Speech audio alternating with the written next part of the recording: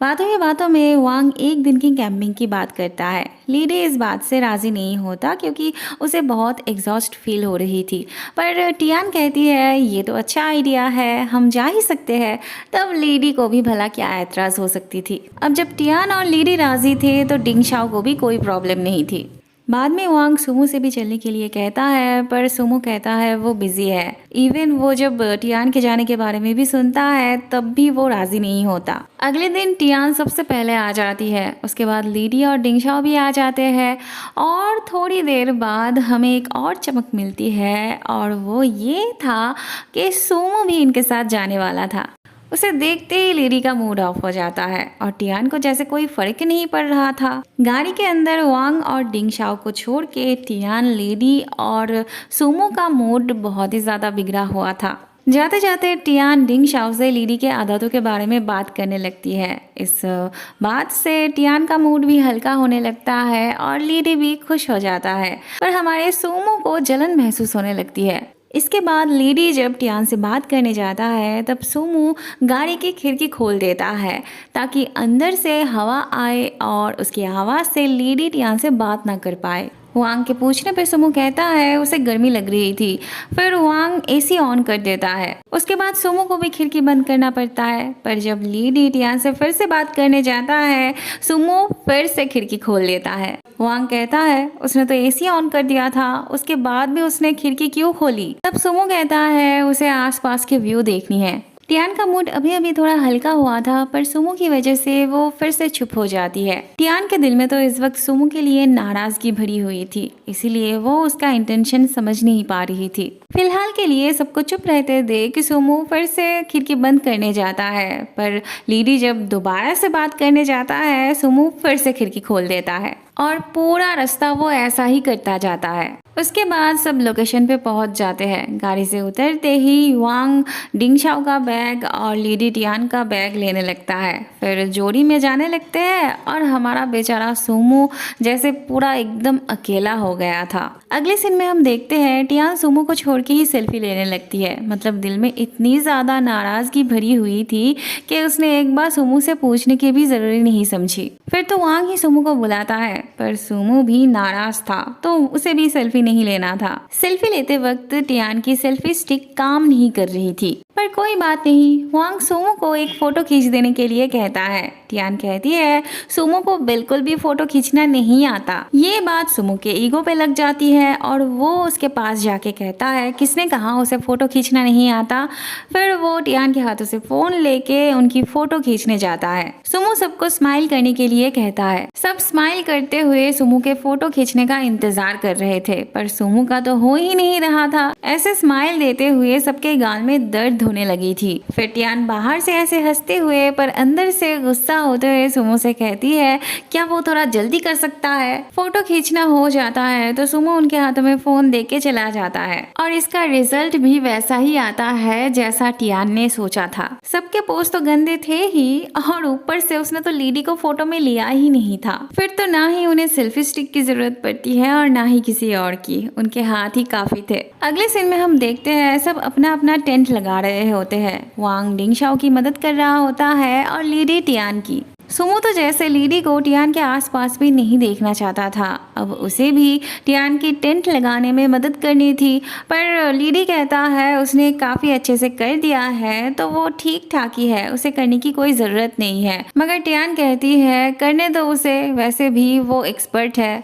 पर सुमो तो बनाया हुआ काम बिगाड़ देता है। ये देख के टियान को हंसी आने लगती है। बाहर आके सुमो कहता है होल्डर टूट गई है। तब लीडी कहता है उसने तो पहले ही कहा था कि उसने काफी हद तक ठीक कर दी है, उसे करने की जरूरत नहीं है। अब तो उसने होल्डर ही तोड़ दिया। सुमो कहता है उसे फिक्स करना आता है। लीडी कहता है हाँ तो फिर वो करे। सुमो टियान का टेंट ठीक करने बैठता है और लीडी टियान को लेके अपने टेंट में बैठ के फोटो देखने लगता है। सुमो बस देख रहा था, कुछ बोल नहीं पा रहा था। फिर वो टेंट के अंदर चला जाता है ठीक करने। जब वो बाहर आता है तब टियान और लीडी को वो मछली पकड़ते हुए देखता है, ऐसे हाथ पकड़ के आते हुए देखता है। फिर वो उनके पास चला जाता है। टियान उससे पूछती है क्या उसे भी मछली पकड़नी है।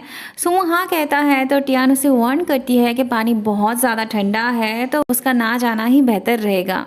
सुमो कहता है क्या वो नहीं जानती कि उसे ठंडा पानी पीना पसंद है। टियान तब बात आगे नहीं बढ़ाती। सुमो लेडी से स्टिक लेता है, पर वो जिसके लिए यहाँ पर मछली पकड़ने आया था वही तो नहीं रहती, वो तो लीडी के साथ चली जाती है। सुमो अपने जूते खोल के पानी की तरफ जाता है, पर जब पानी उसके पैर पे आके लगती है तब उसका मतलब हो जाता है काम।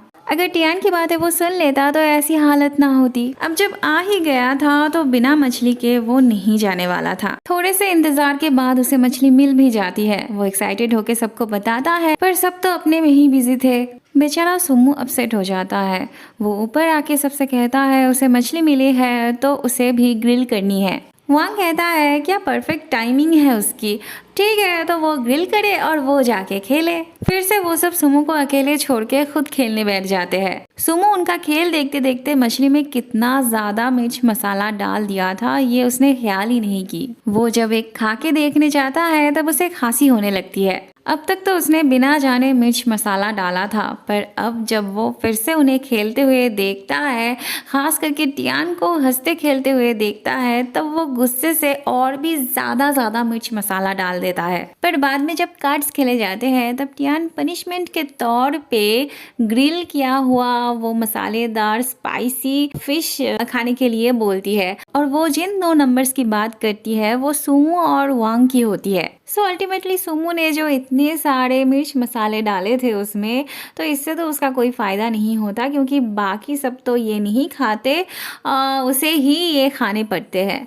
अब ये वो खा तो नहीं सकता था, पर जो मुंह में डालना पड़ा एक बार वो भी बहुत मुश्किल था उसके लिए। अगली पनिशमेंट वांग तय करता है और वो पनिशमेंट होती है फेस टू फेस पुशअप करना, और वो जिन 2 नंबर्स की बात करता है वो होता है लीडी और सुमो का। अब जिसे आप पसंद ना करते हो उसी के साथ अगर ऐसी पनिशमेंट मिले तो सोचो कितनी मुश्किल बात होती है ना। पर बाकियों को तो बहुत हंसी आने लगती है। उसके बाद सुमो बाथरूम के लिए जाता है। वांग को लग रहा था कि वो अब डिंगशाओ के प्यार में पूरी तरह से पागल हो चुका है, तो अब उसे प्रपोज कर ही देना चाहिए।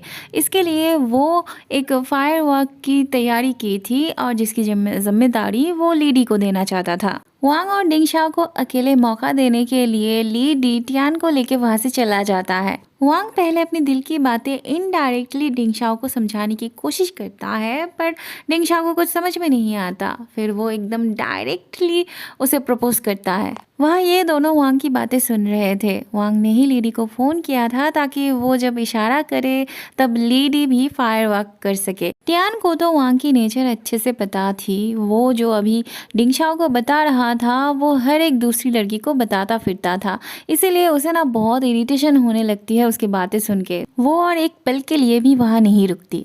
चलते चलते वो यहाँ आ जाती है। उसकी नज़र शायद सुमो को ढूंढ रही थी यहाँ, पर सुमो उसे कहीं नज़र नहीं आती। फिर सुमो ही आ जाता है। टियान उसकी आवाज़ सुन के डर जाती है। टियान उससे पूछती है कि वो यहाँ पे क्या कर रहा है। सुमो कहता है क्यों, वो यहाँ पे उसे ढूंढने नहीं आई थी। टियान कहती है वो उसके लिए क्यों आएगी, वो तो यहाँ लीडी के साथ आई थी फायरवर्क करने। फिर सुमो कहता है तो फिर वो जाए यहाँ से। उसके बाद दोनों ही एक दूसरे पे अपनी भड़ास निकालने लगते हैं। सुमो कहता है वो कल से उसके साथ ठीक से बात नहीं कर रही है और उल्टा वो उसे ही दोष दे रही है। टियान तब सच सच बता देती है कि उसके और हुईजी के बीच जो चल रहा है उस वजह से वो नाराज है। सुमो कहता है क्या चल रहा है उसके और हुईजी के बीच, कुछ भी तो नहीं, पर उसके और लीडी के बीच जो चल रहा है उसका क्या। टियान कहती है क्या मतलब है उसका, वो दोनों बस अच्छे दोस्त है, पर लीडी की तरह थोड़ी ना हुईजी उसकी अच्छी दोस्त है, नहीं तो क्या वो उसकी बनाई हुई आइसक्रीम उसके साथ शेयर करके खाता। सुमो कहता है हुईजी ने ही उससे पूछा था, थोड़ी ना उसने उसे दिया था। पर वो क्या कर रही थी, लीडी के साथ हाथ में हाथ पकड़ के चल रही थी, एक साथ फिशिंग कर रही थी। टियान भी तब भड़क उठती है। वो कहती है वो बस गेम खेल रहे थे एक साथ, वो अपने दिल की बात बहुत अच्छे से जानती है। फिर टियान गुस्सा होकर कहती है वो उसके लिए और फिर कभी आइसक्रीम नहीं बनाएगी। फिर अचानक से सुमो टियान को अपने पास खींच के उसे किस करने लगता है, और वहाँ वांग जब डिंगशाओ को किस करने जाता है तब उसे डिंगशाओ से थप्पड़ मिलती है। लीडी को लगता है उसे शायद वांग ने इशारा किया, तो वो जल्दी से फायरवर्क करने लगता है। वांग के लिए ना सही, पर इन दोनों के लिए ये एकदम सही टाइमिंग थी। बाद में सुमो कहता है उसे पहले लगा था कि वो उसके आइसक्रीम के बिना नहीं रह पाएगा, पर अब उसे समझ में आया है कि वो उसके बिना नहीं रह पाएगा। वो टियान को उसकी गर्लफ्रेंड बनने के लिए कहता है। आसमान में फायरवर्क के साथ साथ टियान के दिल में भी फायरवर्क हो रही थी। उसके बाद सुमो फिर से टियान को किस करने लगता है।